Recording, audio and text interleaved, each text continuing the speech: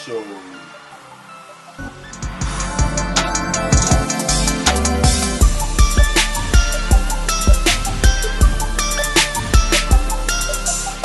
ColBlac Radio.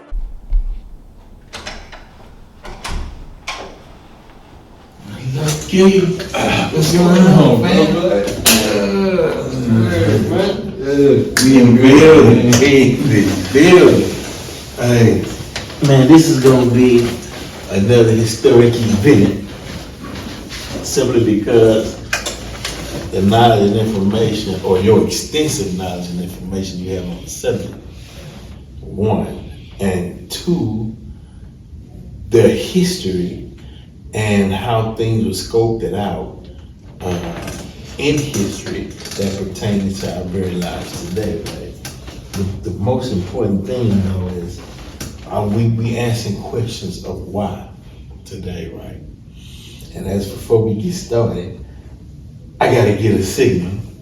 This is ColBlac Radio, where we give you a verbal image of life, and we are everyday people. As you all know, Brother Low Key is in the building, and we do this so much to where introducing him feels funny because this family, he's at home, you know what I mean? But still, welcome to the show, God. Yo, appreciate it, God. For sure. Appreciate it. Now, look, let's start with North Africa, right? And the reason why I'm starting with North Africa, and even though in the census how they say if you're from North Africa, you are white, but from Sudan to Algiers to Morocco, right? It was a standard of living to do things a certain way for a certain way. So when the Moors went into Europe, why did they felt the need to raise them up, teach them how to bathe, pave roads, and so forth and so on? What was the purpose for all of that? Okay, so I know some things about this time in 700 AD to 1492. I'm not an expert on it, but I got, to my understanding, is the Europeans, or whatever they were known as at that particular time, OG Bobby introduced us to the term Tamahu that the Commissions used to refer to these creative people. They were living in literal filth. There's a book called Dirt, you always hear Brother Penny talking about, that documents the history of how they were living before the Moors came in and, taught them how to sit upright and eat with, utensils, and, gave them a sewage system and gave them culture and, the concept of, the script and metaphysics, cleaning, all of these various different things, and basically made them a upright people. And to my understanding, at least one of the reasons why this happened is because they were running amok. They were cannibalizing, killing people, indigenous people across the land, our ancestors, and this had to come to a stop. They couldn't just be, isolated in some area, as a pestilence that, was spread here and there. So we took it upon ourselves to try to contain, this, all the pestilence that was being spread by, these people that weren't living in an upright, civilized type of manner. Great, I'm glad you said that. Now let me ask you this. We're gonna go back a bit. Now, how long had the Moors been civilized? Prior to that, there is no history of them being civilized. Right. There's no history of the Moors not ever being civilized, right? Now, because this is delicate, because we gotta make sure everyone is following us. Okay, now being upright and having a moral standard and a moral code, what is the purpose of that? What is the benefit of being upright? There's many benefits. First and foremost, it's a way of life. You know, spiritually, how we, even our posture and the way we line up the energy in our bodies. You see the ancient Kemetic glyphs, the meta netta, where you see my ancestors sitting upright at a right angle. You know, so this is for health reasons. This also, every way that you posture your body is literally a symbol.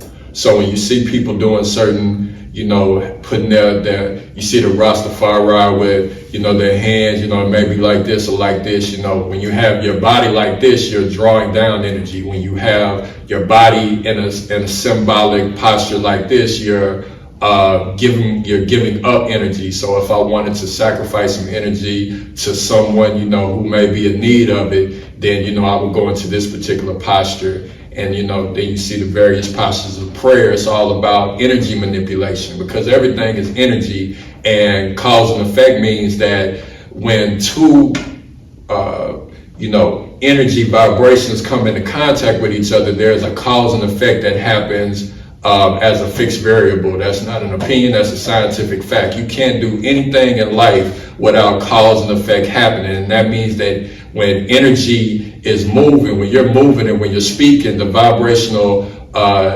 energetic vibration of your voice, you know, all of that affects your reality. And what we're doing right now, there's going to be an effect, you know, as time continues, whether it's a standout moment or whether, you know, it's just something that you may not take as much notice of, but it's always occurring, you know. So being upright, when you talk about what people call religion, is the politics that comes out of our ancient indigenous spiritual systems, ancient African, you know, originally African spiritual systems. And when you talk about religion, this is just how we took that science and made it a way for us to govern over our civilizations. Okay. You know, so in order to have people, when you say having an upright people, basically having as much balance as possible within whatever civilization that you're residing in at that time. And, you know, so culture and your way of life is going to determine how a group of people move energetically. So, okay. Yeah. So in the Bible, Jesus stated that all of ye are gods, children of the Most High God. So what you describe as far as being upright is one of the attributes of being a God on earth, not the God that created the heavens and the earth, but in the image and likeness of God. Then there's certain things that would represent, that would say, hey, this is one that's representing the image and the likeness of God in certain aspects within their life. Right. So in the image and likeness is creation. Everything in creation, in third dimension and beyond, is in the image and likeness of God. You know, as they put it in the Bible, they have Psalms 82 verse 6 and John chapter 10 verse 34, they have the lowercase g. And there is no concept of upper and lowercase in the Hebrew text, in the Hebrew script. You know, so that was a political thing, but it's also something we can draw from that, is that the lowercase g is just talking about creation. The capital letter G is just talking about what existed prior to creation. So that would be the soul. And out of the soul comes the spirit and the physical. You know, so we're just carrying out the mission of the soul, because within perfection, there's no work to do. And so when we made creation made manifest, we gave ourselves some work to do to be able to go beyond perfection. And that's what this whole thing is about. Okay, we get to that. All right, exactly. So the Moors who mastered themselves said, went to the Caucasus Mountain. Saw the Caucasians there and felt it was their duty to give them knowledge, put the harness on their back to stand them up to make them a living perpendicular, or was it to fulfill prophecy because they had their time to rule? Absolutely, absolutely. And I think the first place that I heard this every time, you know I'm saying, you brought me so many times because that's part of my foundation. Right, I learned from the OG, the triple OG, and he talked about it. You know, Bobby always come with the books, you know, the literature to back it up, and also having knowledge of the authors and whatever they were going through at the time as another reference to why even those particular books that he was presenting are valid.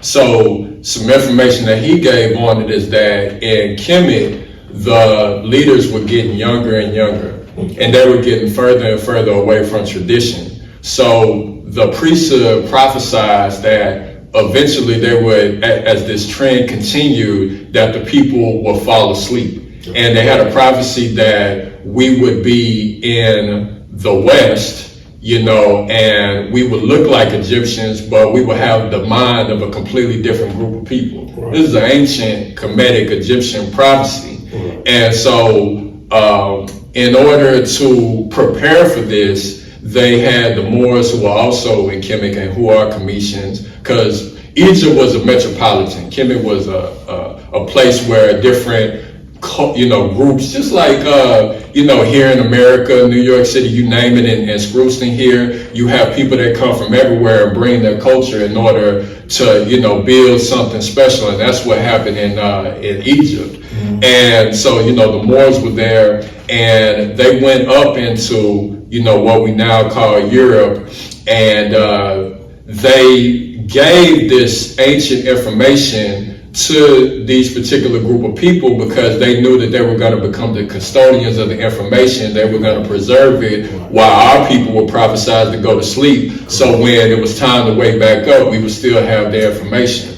Because as they were getting further away from it, the information could have gotten lost if we wouldn't have went up and gave, you know, this particular information to these Tamahu, you know, in order to preserve it. So, you know, that's why we got it now. Now to add on to that, right, is that when a half original Moor, we'll say, was teaching in the Caucasus Mountain, he taught a third of them, and that third was supposed to teach the rest, but that third took that knowledge for themselves and left the rest in the dark, and that's why those two groups fights among each other to this day.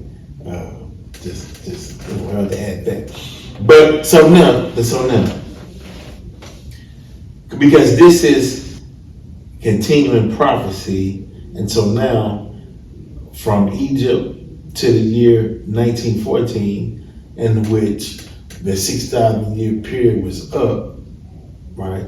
Okay, so the Moor in between that time, the Moor, two things. The one I believe, and I could be wrong, but okay, so we could say Spain and Granada, and when the Moors lost Spain in the war they had in Granada, and then the war with the Moors in America, right? Right. Okay. Now this is my theory, and this is theory, y'all. Was the Moor at that point war weary, like just was tired, didn't want to fight no more, which made it easy for the Europeans to put them into slavery? Or did they understand this as prophecy? Because some compared this to Job in the Bible. They go, my servant Job, which represented the Moor, do whatever you want to do to him, but just don't kill him. And Satan was saying, well, when I get through with Job, I have him cursing you to your face, right? So it was like, okay, here go the Moors. You know, y'all gonna rule over them for 6,000 years. Do what you want because cream rises to the top, and the Moors will come back on top to prove that God is God, right? So after all the wars, now were the Moors war-weary from fighting through Spain, Portugal, through the Americas, and it was easy to capture the Moors that were already in America and also put them into slavery? Or did the Moors just not fight because they knew what prophecy was? Okay, so my take on it is that they were, first and foremost, if the infighting would have never happened, and trying to pull out one of these books. You're so improved. Yeah, book I recommend, got this from Mayor Kush, and this book is called The Discovery of America, an outgrowth of the conquest of the Moors by the Spaniards. And this actually documents what occurred. There was some infighting going on in Grenada, Spain in particular, and Spain is where they had their greatest university. They had a lot of universities in Europe. It may have been 14, don't quote me on that number. I think the greatest was Salamanca, and so this particular fall in Grenada was huge, historic in 1492, right before Queen Isabella and King Ferdinand, once they got married, brought their kingdoms together, and they were on top after that. And then Spain and Portugal had the majority of the power, wealth, and resources, on the planet at that particular time after toppling the Moors in Grenada, Spain. It almost felt like a situation where, you say you cut the head off and the body shall fall, right. Type of situation, just from what the Moors were able to accomplish, in particular in this particular region, and so because of the infighting and because of the strategy, Queen Ferdinand and Queen Isabella, they got in the ear of certain particular Moors or a Moor, and then there was blood in the streets. Moors were killing each other, right. And they moved in on them that way. If that would have never occurred, then they would have never been able to institute the triangular slave trade. A lot of people started, selling their own people out, both on the west side of the map and the east side of the map. So whether it was countries in Africa or whether it was so-called Native American tribes in the Americas, there's everybody got blood on their hands when it comes to our people. There is no one particular group, segregated like it was by the hands of our ancestors. Just like you have sellouts now and you got real ones, true ones now, the same thing back then. Ain't nothing changes. Everything, there's nothing new under the sun. Things just change in different forms and fashion. And so what occurred was a byproduct of the infighting. Okay, then let me make sure this. So let's go to when the Moors civilized the Caucasians in the Caucasus Mountains, right? The Moors was the example of civilization. And as the Moors traveled through Iberia and throughout Europe or whatever, teaching. So that means then that the example of righteousness came from the Moors' example, and the Moors taught, was teaching civilization to the Western world, right?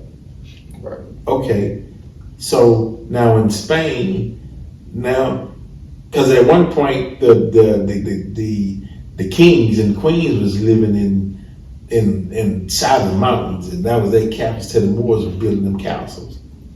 Okay, so at one point, King Ferdinand and Isabella was representing the upright Caucasian.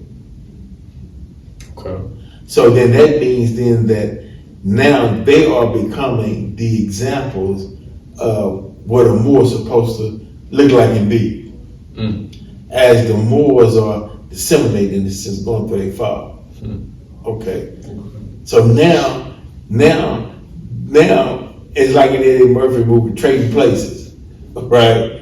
Now these Caucasians are Moors, but not blood Moors, but reflection of what the Moors was. That we can look at today and say, you see how they conduct and doing business is the same way we did business. They just a walking clone, I guess, of the Moors. Absolutely.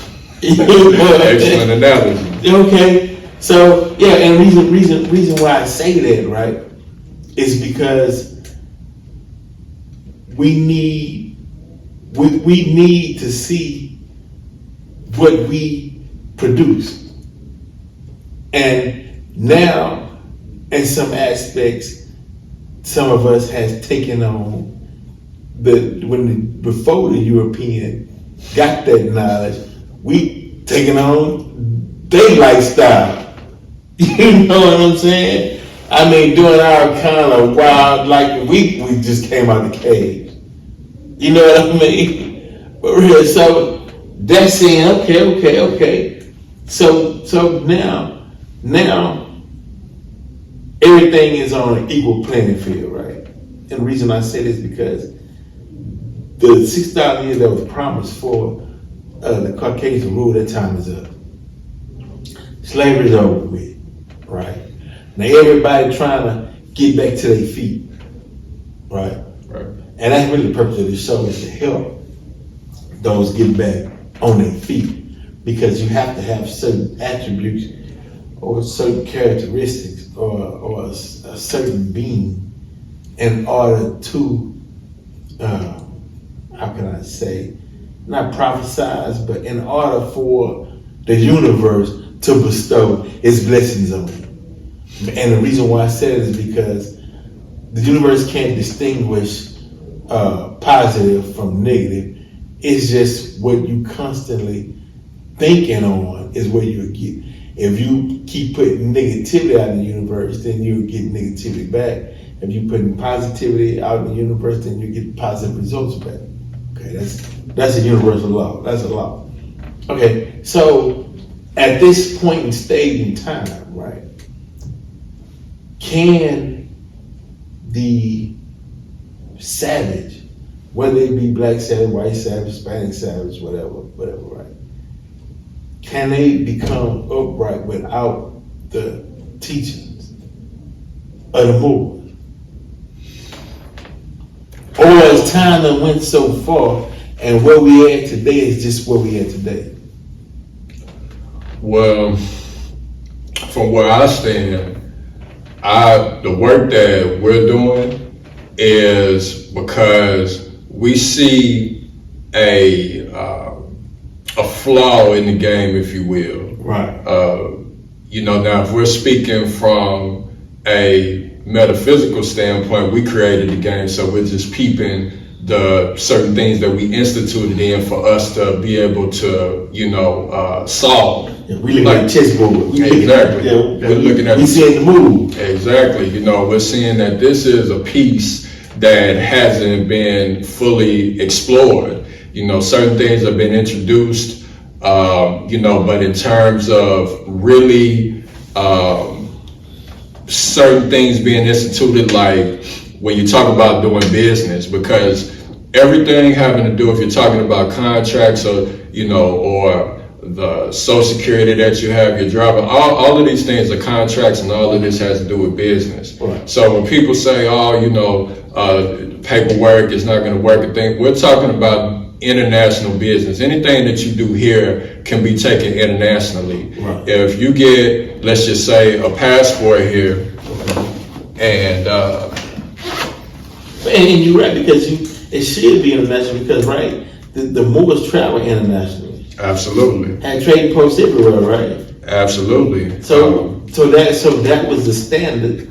So if we not doing that, we not doing the standard. Absolutely. we're not engaging in international trade. I mean, that's something that is just a part of our genetic memory, part of our bloodline.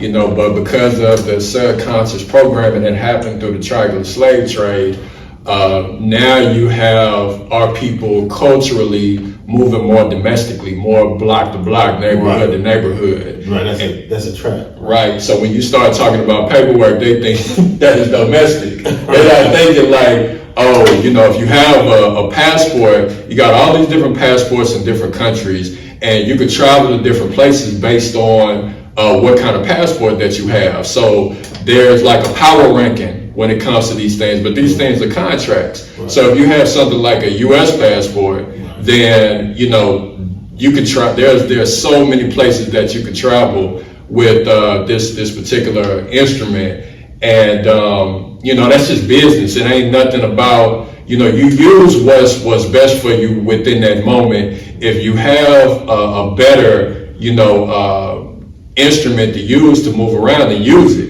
But you gotta move from where you at, right, and build up to those things. So That's a U.S. passport. Don't have the world passport. So I had this before the U.S. passport, right? Right. So the world passport. So you can look this up on Wikipedia. I think that the European guy that created this, I think he's been locked up several times. And this is one of those things where, sometimes it'll work, sometimes it won't. Right. So you're taking a chance with this here, but this is part of my rites of passage. Okay. Everything here is a part of my rites of passage. I use this because I was willing to put everything to the test. Anything I could get my hands on and I could implement in terms of what I was learning from the Moors, I was willing, or even if it was coming from, the Hebrew Israelite that taught us legalese and how to write affidavits, and we would meet up at the library on a consistent basis, and that's where I really started getting deeper into the law dictionaries and things like that. I was about to lose my train of thought. The world passport. That's the world passport, yeah. But because this is the world. Now look, this the scimitar, right? Mm-hmm. This the head, but this the world. Right. Went all over the globe, type of heads, but still, mm-hmm. all over the globe, meaning that wherever we are on the planet, we have a right to be there. Right, absolutely. There's no, and that's the thing. It's like, that's the problem. You go, I don't care what hood USA America you go into, right? And you seeing people living other than themselves. You are or more. Your ancestors traveled globally. Why you can't get off the blood? Why you not traveling to different places on the planet? What you or more? What the hell are you doing, bro? What is going? You gotta go. So that means then that we fail and we lost the knowledge of self, and so we have to get that knowledge back so we can once again be upright. The trick was to make us think that we were right even when we were wrong, right? Because they put us in this system and they put familiarity in the system. They put other people that's in the same boat within the system, and they say it's okay. But now it's not okay, because if you look at the value structure, the moral structure of the ancestors or the previous Moors and their prayers and what they wanted us to be in today's time, we not up to code. So we have to get up to code because it's within us to be up to code. It's within our being to be in a certain position in life. We were created that way. So if you're not where you want to be in life, don't give up. But there's a certain standard you should be at, because they worked hard to create that standard, and to prove that what they created worked. They went all the way to the Caucasus Mountains and elevated people who were living in caves with that knowledge, and they still standing on that knowledge today, and they walking right in your face off the knowledge that your ancestors gave them, and they looking at us saying, yeah, look what your people did for us. Damn, what happened to you? Right? So we changing all of that, right? So now, we in the Americas, right?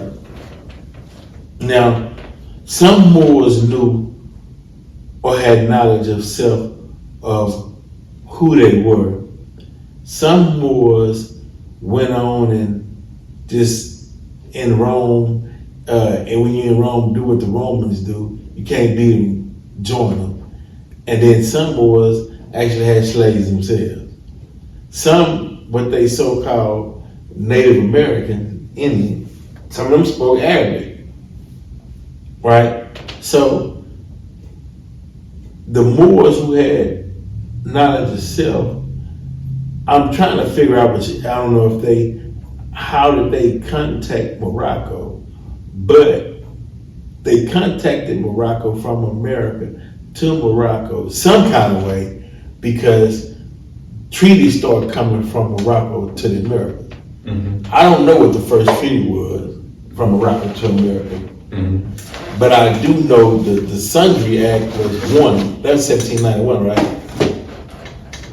Did it go right here? 1662 to 1856 Moorish treaties. Moorish treaties, bam, right here. Marrakesh. And these treaties, Moorish treaties, right there. Get you one. That we carved out.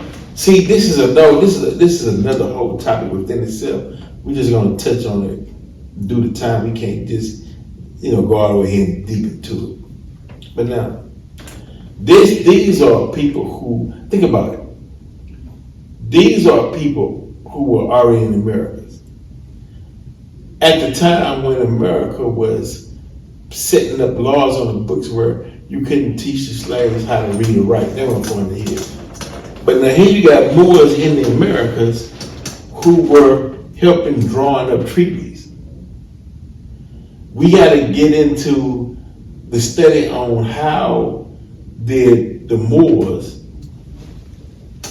get distinguished from the 8% of the Africans that were brought from Africa to the Americas. Mm-hmm. How did they not recognize each other? Well, I can't say that they didn't recognize whatever subcultural group that they may have been representing when they were taken in as prisoners of war and brought over to the Caribbean and then eventually, North America.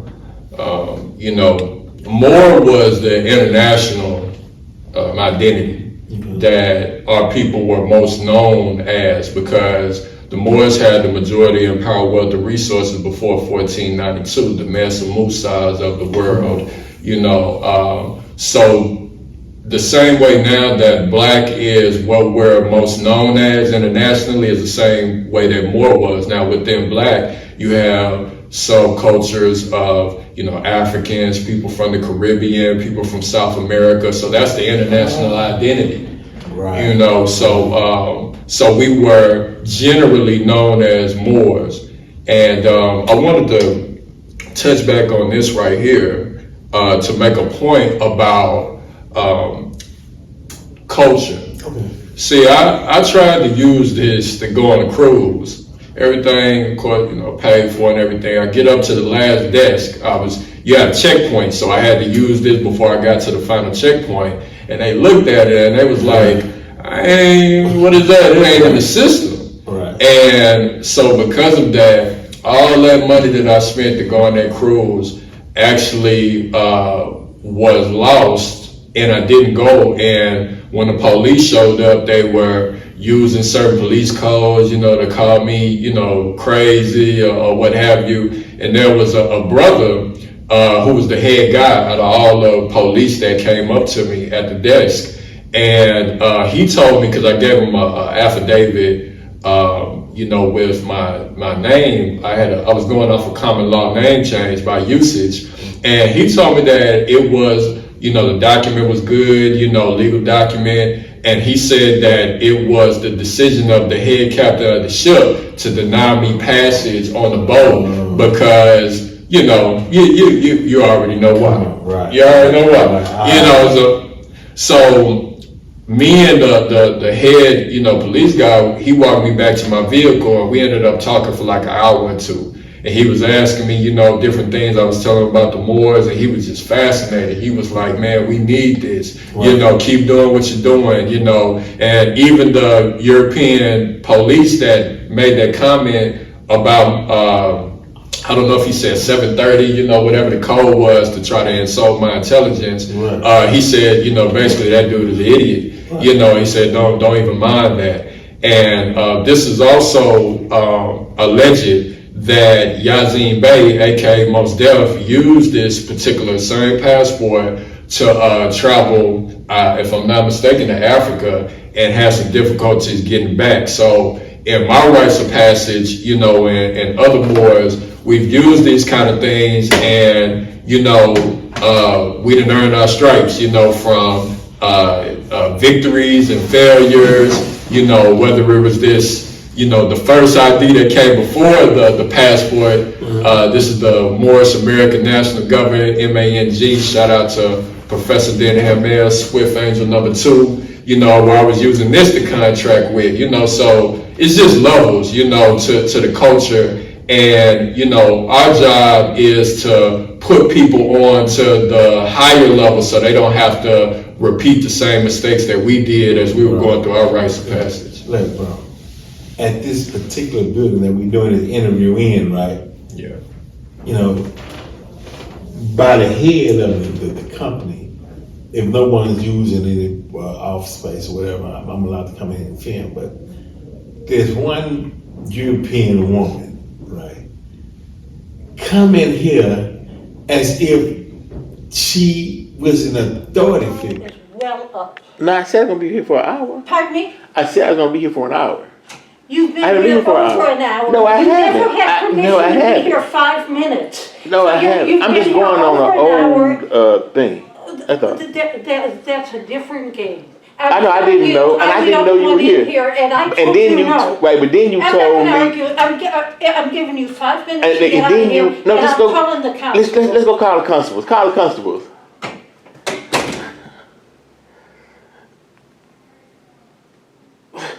I'm dealing with a live Karen at a community center. But they feel like if you black, they feel like in their mind they automatically are authority figures over you and can say and do whatever they want to say and do to you, right? Until you check them. And it's like, lady, mind your own business. I don't know who you are. You don't have no authority. You just make your minimum wage sitting at the desk. Why do you feel that you can even speak to me, right? You know what I mean? But it's something in them that they want to get in our business and see what we're doing. When you don't have any authority over us, we taught you. We raised you up out the cave. You didn't come to Africa and raise us up from nowhere. You didn't come to the Americas and raise us up. We went to Europe and raised you up out the Caucasus Mountains. So let's not forget who raised who, and it trips me out how you go into a place and they take it among themselves to come get in your face and want to play detective, and then when you go off and you choke the shit out of them, then they want to call the police. Yeah. But I figured this out too. The reason why the Caucasian police officers, when they come to the scene and they be so violent and aggressive, that goes back to slavery as well. Especially white women call it, because that's a distress signal. And they feel like if this white woman had to take the time out of her day to call the police on your ass, I'm finna make you pay for wasting her time or even her picking up the phone. If this Caucasian man, right, had to call us on you, you finna pay for it. And that's why when I say, okay, defund the police, I'm with defunding the police so we can tear it all down and build it up the way it should be. Now, I do know the Moors had I don't want to say police force, but a justice system, a system of law and punishment, right? Absolutely. Absolutely. Sharia law. So, Sharia law, right here. All right. Islamic law, right here. So, besides what y'all know about just this in a religious context, this is also a law book. So, Right. divine law, you get you can find the definition of divine laws in this Black's Law Dictionary, Deluxe 4th edition right here. Come on. And what's good about the Black's Law Dictionary is that it has case law in it. So whenever you look up certain legalese, language of the legal system, then you also get the cases where the definitions came from. So you take the dialogue of the case, and then out of the dialogue and the decisions, you get the definitions of, of legalese, which you use to write affidavits and write, legal documents, So with this right here, under divine law, the Sharia law, Islamic law, you could take anything out of this Quran or the Hadith, right, and you could use it in court. You could use it for your contracts, your affidavits, etc. And Europeans, they actually use the Bible whenever you see things like when you get your name changed when you get your court order, you'll see them using language on the applications that say prayer to the court. All of that comes from Catholicism, and Christianity as being a subculture under Catholicism. So religion is, I like what Mary Kush always said, to say that religion and your race/national origin is the 1-2 punch when it comes to contracting and doing business. So when you understand that, it gives you a foundation on how to move internationally as a group, moving towards sovereignty. Right. Now you keep touching on internationally. So are you saying that we should be a international body of people that move throughout this planet? You saying that your state or your city is too small just for you to dwell in? Absolutely. Whether you go foreign national or whether you get dual citizenship, I suggest getting dual citizenship somewhere in Africa. And if you're Moor, you may want to get dual citizenship in a country where you'll find a lot of Moors, whether it be the Tuareg or, some of the Amazigh, if we're talking, Sufis, you're talking the Tariqa Tijaniya, one of the largest Sufi orders on the planet, and doing business, because one strategy that's always implemented when it comes to gaining international allies is through business and commerce. So, when you can set up trading and doing business and, even helping out, the same way you may have a Mexican here and they may have family in Mexico, which is, I was just in San Diego with my family. It was literally like 5 minutes away from San Diego. We could see it off the road, send money over there. And that way you have a bridge and you're not just moving domestically. Now you got different hubs where your energy and your resources are being moved around. So that way when you need to call on somebody outside of, maybe the U.S. jurisdiction, then you can tap into that. And that's how business is done by nations on the planet, Now, nationless people, they're only thinking domestically. They're not thinking international. They're not thinking about how to gain these particular allies. So whether you got to come up with a product or whether you're getting a product, you know, from Africa or from the Caribbean, this is how you create those bridges and relationships, gain rapport, you know, so that way you can have, I'll say this, like you have consulates and embassies. You have embassies from different countries that are here in Washington, D.C. So the Moors, we're moving to have those internationally because that's how you set up shop in different countries and you do international business. So, you know, just being honest, black people don't have a consulate or embassy.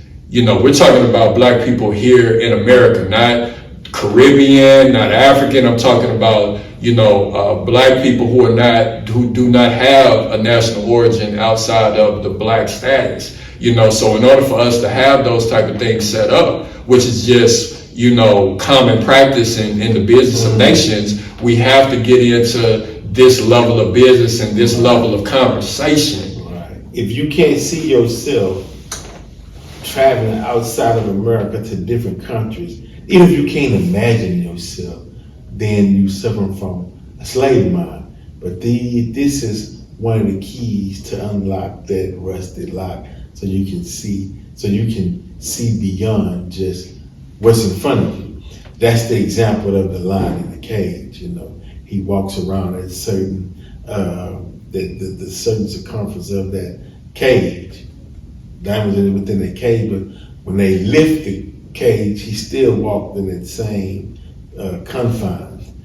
Meaning that if you can't see yourself further than what the Caucasian or European taught you, if your knowledge is just confined within that space, that's a slave mind. You gotta mentally break out of that spell. Some says the spell of Leviathan, right? You gotta mentally break the mental chains to see yourself further and beyond the scope of what the European taught you. See, that's why within this educational system they got this new thing they call wokeism, and they saying don't teach nothing that's gonna make European children feel bad about themselves, and you can't say a slave anymore. You have to say involuntarily subdued or something. Servitude. Involuntarily servitude. That's ridiculous. Don't let them create your narrative. Because if you, in 2022, if you let someone create your narrative, then what you're saying is, I'm a slave. That's just like somebody going to court asking the judge to give you freedom, right? And he was like, well, okay, you're a slave because I can't give you freedom. You were born free. So you put yourself back in servitude. You looking to somebody to validate you when you were validated by the Creator just by being born and birthed in melanin, in the melanin coding that came directly from God Himself. Melanin, what is that? Carbon, hydrogen, oxygen, nitrogen. The compound that make up melanin. Melanin is the oldest substance known to man. So if you're not proud of who you are, you're a slave. Slaves weren't proud of who they were because they didn't like working in servitude for another man. They didn't enjoy that. You know, so yeah, we gotta unlock some of these rusty locks to put us back in a position of self-knowledge. Right. Okay, so now we had the wars right here within America. We're trying to identify ourselves. 1865 so-called slavery was over with. Juneteenth 2 years after that, they come through Galveston. Okay, everybody free, right? Then you had the black codes. You had Jim Crow, right? You had Reconstruction. You had the Devil's Punch Bowl in Natchez, Mississippi, where they killed hundreds of blacks, put them in a pit and just killed them. You had the Tulsa, Oklahoma, Black Wall Street. And while within that time, Black's Law was being written. Black's Law was coming out of Carolina, right? Let's see what the date is. I know and that was allowed at the time. And then within this book, it was defined in 1951. In 1951. See, this book was defining race, identities, who, what, you know what I mean? All within that, right? So yeah, that's the time period. Reconstruction, the Black Code, Jim Crow, all these new laws coming about, right? Okay. Then we getting it together, right? Okay, and that was okay. Now, in the 1930s, my favorite story was Master Muhammad coming July 4th, 1930, declaring black folks independent on Elijah Muhammad, teaching that knowledge, and we thrive, we move it. Then they dumped heroin, smack on the black community in the 70s. Shaking that off, we move, thrive. Bam, 80s, bam, dump crack on it. Bam, we move it, growing. Now today, they got fentanyl and oxycodone and meth and whatever, but that's a lot of Europeans are on that. And that's why I say today the playing field is level. It's who's getting up first now.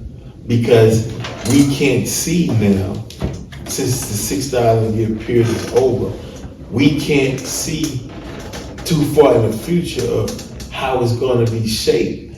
And you can't be an influencer or shape the future if you don't have certain knowledge, if you don't understand certain things.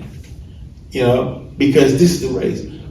The competition now is we trying to shake the dust off. We got hit with a blow. We trying to get our equilibrium back and build back and getting our rightful state of being, right? But at the same time, they trying to get up faster than us so they can make America great again and put us back in servitude. So we going at it, you know what I mean? You know, hell now, certain look, Trump brought all of that out. Black people were shocked, like, damn, this many white people following Trump, and he said all this, and he got this ideology, and he said these racist things. Mm-hmm. I mean, so now we at a point to where the MENA, which is the Middle Eastern North America, and the so-called Hispanic, right? Both of those, in the census, can be considered white, right? Right. Now, the North African, some of them don't want to be considered under the status of white. They want their own identity called MENA, Middle Eastern North African. Now, on the same token, we as Egyptians, from Negro to African American, right, to Negro, which means dead thing, and we can't say African American. How do, as Moors, how do we rightfully identify ourselves on these check boxes? Okay. Can Moors check white along with the Middle Eastern and North American? Since the Moors derived from North America. Yes, they can. I wouldn't suggest it. And as far as the Negro meaning death, because that's a trigger for certain people I've seen on YouTube that are teachers. It's a talking point that they try to use against the Moors. But if you know metaphysics if you know the occult, which just means hidden, they used to call melanin occultum because melanin is just a hidden aspect of the body. You know, the melanin that is a hormone that's secreted from the pineal gland in the middle of the brain. If you know metaphysics, then you know that the black color frequency represents death. Asar or Osiris is the Lord of the perfect black. You're talking about the subconscious. Whenever you're not within your body, then you're not within a state of consciousness. You're in pure subconsciousness. When you're asleep, you're in pure subconsciousness. When you take shrooms, your conscious mind, your ego is shut down, and you're in pure subconsciousness. So when you talk about death, which is daf, which just means hidden, it's also on the Kabbalistic tree of life. Daf is the hidden sephira on the tree. Sephira is, they liken it to fruit on a tree. So you could say it's a concept on the tree of life that is below Kepher, and it's the gateway to the back of the tree of life, which is, in the Bible they call it the tree of knowledge of good and evil. You could also call it the tree of death. And the backside just represents the subconscious mind. The front side of the tree just represents the conscious mind. The white color frequency just represents your consciousness,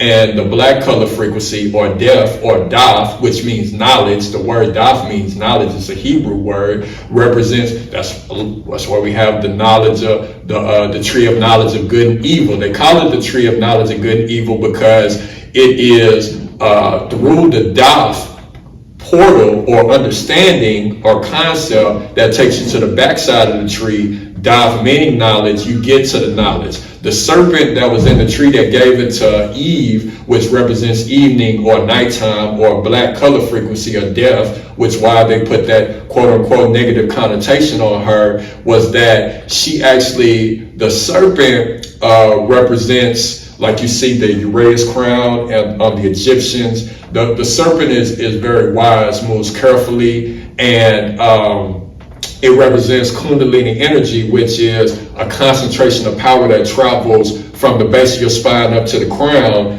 in the different energy centers called chakras, from the red color frequency to the violet color frequency. And then when you see the serpent in the crown, it represents full access to that Kundalini knowledge, which is ancient knowledge, which is abstract. We're talking about deep knowledge in the subconscious when you're tapping into these concepts, when you're using certain words like naga or negu or nigga. This is a fire spirit. This is primarily a feminine spirit, the same symbol that you see on the symbol of health, the health symbol that you'll see on toothpaste sometimes, where you'll see that winged staff and you'll see that serpent going around it. If you see two serpents, then one represents the feminine energy, one represents the masculine energy coming together and intertwining to represent the DNA. Whenever you see that spiral of DNA, they're just talking about your genetic memory, and they're talking about that concentration of energy that flows to your body from the base of your spine to the back of the top of the head. So that particular serpent, yes, they have put negative connotations through religion, but it literally represented that knowledge, that almost a burst of knowledge, if you will, that came at a distinct moment in time. So the same way that we liken the Kundalini energy hitting our chakras, and it's like a moment. It's not just our usual energetic flow. When you do Kundalini yoga, you know that that's different from just your usual energetic flow when you're just walking around in your regular monotonous state of consciousness. So that serpent came through in that moment of time to pass on that knowledge, or that very powerful energy source to Eve, which represent giving the knowledge to the subconscious and coming to consciousness, coming to the light. For us to be able to tell this story was for us to be able to access the old knowledge, which is the tree of knowledge of good and evil, which is the tree of Daf, which means the tree of knowledge. In our ancient history, that was prophesized would become abstract through the trend of us getting away from our ancient information or knowledge. So you saying that and it's true, we gotten away from our knowledge. And what's the result of getting away from that knowledge? the result of it is what I seen when I was on my way over here.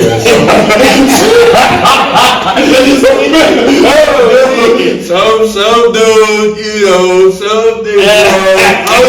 some big bro, probably like it down to the side. I ain't trying to judge the brother, but you was walking down the street, your pants was down, literally to your ankles, you was wilding through the street, you act like you was in a, vehicle, somebody, come on, man, so that is an example of somebody who, they would probably shit on, the servant, not understanding if you had that ancient wisdom, maybe, my Cora Hooker voice, maybe you'll be able to, get you some uprightness about yourself. Try to get you some uprightness about yourself. You got too far from the knowledge. Come on, man, you been for real, bring in some. Yeah, you know what I mean? Save yourself, man. People tired of seeing it, right? Clean yourself up. You're too far down the street, man. Yeah. Bring it in a little bit. You know what I mean? Start with something. Get you a mix to the black man. What can they get? Mix to the black. What's another book they can get, man? Get them on the right path. Man, it's so many books and so many things that we can access, man. I want to say too that we gotta get out of this begging in the middle of the street. And especially those of you who have knowledge yourself, because you're looking like 10%ers out here, and you're not even offering anything while you got your hand out. If you're gonna be out there begging, then you need to have a return of energy. Black is an expert at, he gonna give you some resources because he know he's coming back. You can't just come up empty-handed, I'm gonna shout you out on this and Caesar here. When you was talking about the dude that was in the street begging and he just held his hand out like this. They had nothing to return. They had no information. He just bam, like it just expected. Like just put it in my hand, like if it ain't even, and I don't want no loud money, I want that quiet money. You gotta bring something to the table, So I brought some other books here. I got post-conviction relief book by Mira Kush. For those, if you know anybody that's, locked up or anything, get your hands on this book right here. We got the Dictionary of Races of People. Look up the definition of more, and you'll find out that the United States, because this is a book that was published by the Immigration Commission of the United States. So when you go to court, this is going to be even more powerful of a dictionary than your Black's Law Dictionary, because the Black's Law Dictionary was not published by the United States. This one was. This is their definitions. And the way that their definition of more breaks down is that it is Arab, Berber, and Negro. And that's all of us. Because if you go, and I'm going to have it in the motion that me and Black have been discussing, the ancient definition and the ancient pictures of Arab or Arab is a black-skinned person. And I'll get that dictionary to y'all later. But so when you talk about Berber, when you go to the Negro law of South Carolina and they define Negro, they're going to say that Negro is a descendant of the ancient Berbers. So the definition of more, Arab, Berber, and Negro is all talking about you. It's all the same thing. The term Arab literally means somebody who speaks Arab, but somebody speaks Arabic. But if you go to the older definitions, you'll find out that it meant a black-skinned person or a dark-skinned person describing our phenotypes. You'll see the same thing in some of those ancient pictures. So don't get it confused. Don't get caught up in the latter-day stuff. That's all politics. Right. And this is just another dictionary that was published by the United States, and I'm going to let y'all in on a little secret, is that a lot of these books are very rare or out of print. So you want to try to get your hands on, you're going to have to do a little research, but get your hands on these dictionaries that were published by the United States, because this is going to give you your most powerful definitions to contract with when you go into court and you're getting these court orders, so you can use them for various different things. If you want anything to be legal.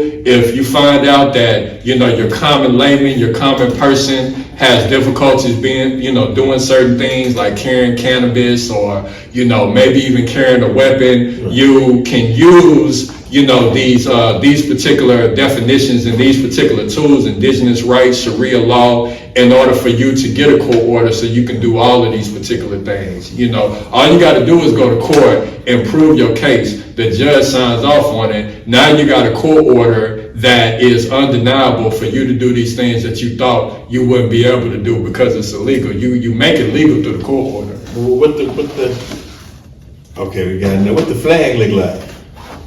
Okay, so we got the Moorish flag here. You know, we got this flag right here. This is the flag of Morocco, and this is actually after French colonialism. So I'm gonna show you what the flag looked like before the French colonialism impacted Morocco. You know, you would be looking at something like this. Yeah, you know what I'm talking about? Something like that there, you know what I'm talking about? You know, so, you know, now the thing about this flag of Morocco is that if you go, there's an International Court of Justice case where they were talking about the Sultan of Morocco having jurisdiction over West Africa. So you know a lot of our ancestors that got caught up in the triangular slave trade were coming from West Africa and Central Africa. And so the reason why you have the, you know, the Sundry Act, the Moorish Sundry Act and these different things where they're actually tapping into the treaties that were made in Morocco for us to not be defined by the the Negro status is because of that jurisdictional relationship between the Sultan of Morocco and West Africa. You know, so if we would get caught up, let's say over here in the Americas or Caribbean or what have you, we would say, well, we're Moors and we're not to be, you know, treated as under the Negro, you know, status. And the thing is that because of the infighting, it put us in the position of where we have to use whatever tools we can get our hands on because in this game, it's a war game and this is a war planet. Right. So, you know, I mean, I ain't gonna sugarcoat it, to be honest. It doesn't mean that you have to live in fear or turmoil or anything like that.